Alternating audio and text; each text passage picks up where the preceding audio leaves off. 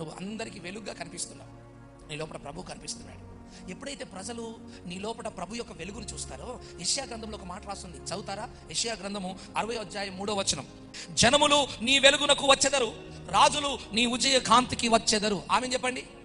ఎప్పుడైతే నువ్వు వెలుగుతావో, నీలో ఉన్న ప్రభు ప్రకాశిస్తాడో, నీలో ఉన్న క్రీస్తు వెలుగై, ఆయన వెలుగు ఎప్పుడైతే ప్రజలకు కనిపిస్తుందో, అన్యజనులందరూ కూడా నీ వెలుగు దగ్గరికి పరిగెత్తుకొని వస్తారట.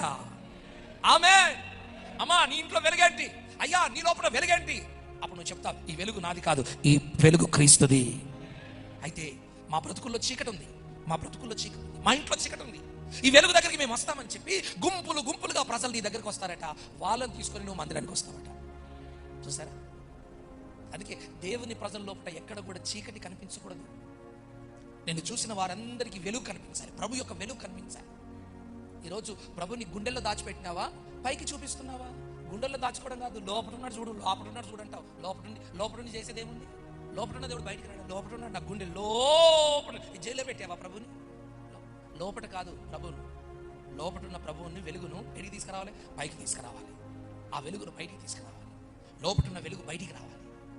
ఇంట్లో ఉన్న వెలుగు ఇంట్లో ఉంటే కుదరదు, బయటికి తీసుకొచ్చి దీపస్తంభం పెడితే అంత వెలుగు. హల్లెలూయా. నీ ఊరికి నువ్వు వెలుగుగా ఉండాలి, నీ బంధువులకు నువ్వు వెలుగుగా ఉండాలి, నీ కుటుంబానికి నువ్వు వెలుగుగా ఉండాలి, నీ పిల్లలకు అందరికీ నువ్వు ఒక వెలుగై ఉండుటకు దేవుడు నీ కృపించును గాక.